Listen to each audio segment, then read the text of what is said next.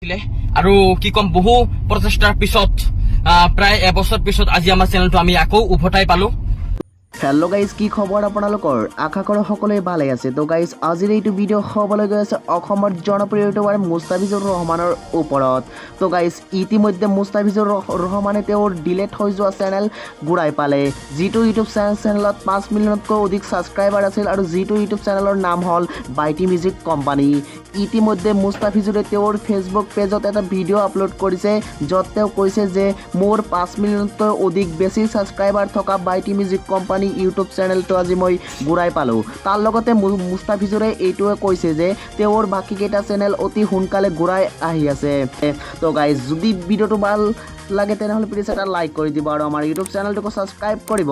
তো গাইজ হয়তো আপুনি শুনিছিল যে কেইমাহমান আগত অসমৰ জনপ্ৰিয় ইউটিউবাৰ মুস্তাফিজুৰ ৰহমানৰ এটা ইউটিউব চেনেল যিটোৰ নাম হৈছে বাইটি মিউজিক কোম্পানী আৰু সেইটোৰ ছাবস্ক্ৰাইবাৰ আছিল 5 মিলিয়নতকৈ অধিক আৰু সেইটো ইউটিউব চেনেল ইতিমধ্যে ইউটিউবৰ পৰা ডিলিট কৰা হৈছিল।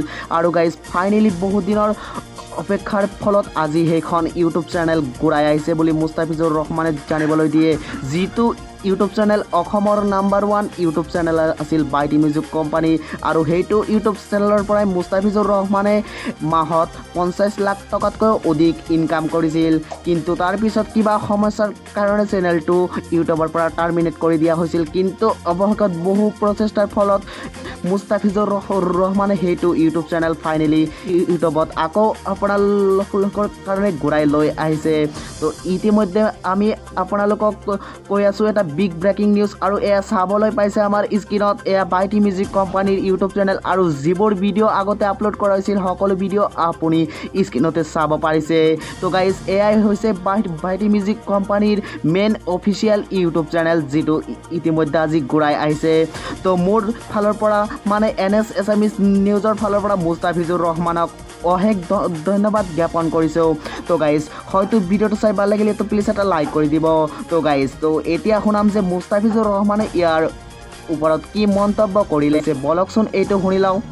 আছে আৰু বিগত সময়ত আমাৰ বাইটি মিউজিক কোম্পানীৰ বহুকেইটা প্ৰব্লেম বা অসুবিধা হৈছিলে, যেনেকুৱা আমাৰ চেনেলটো ইউটিউবৰ পৰা টাৰ্মিনেট হৈ গৈছিলে, যিটো 5.5 মিলিয়ন ছাবস্ক্ৰাইবাৰ আছিলে।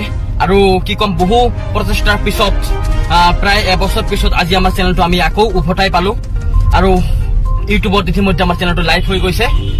আপোনালোক আটাইকে ধন্যবাদ। এনেকৈ সহায় সহযোগিতা কৰি থাকক। আমাৰ যিসমূহ ভিডিঅ' আহিব আপোনালোকে নিশ্চয় চাব আৰু নিজৰ মনৰ পৰা যদি ভাল লাগে ভিডিঅ'টি তেনেহ'লে লাইক দিব আৰু যদি কিবা ক'ব লগা থাকে নিশ্চয় কমেণ্ট কৰি আমাৰ ভিডিঅ'ৰ মাজত জনাব।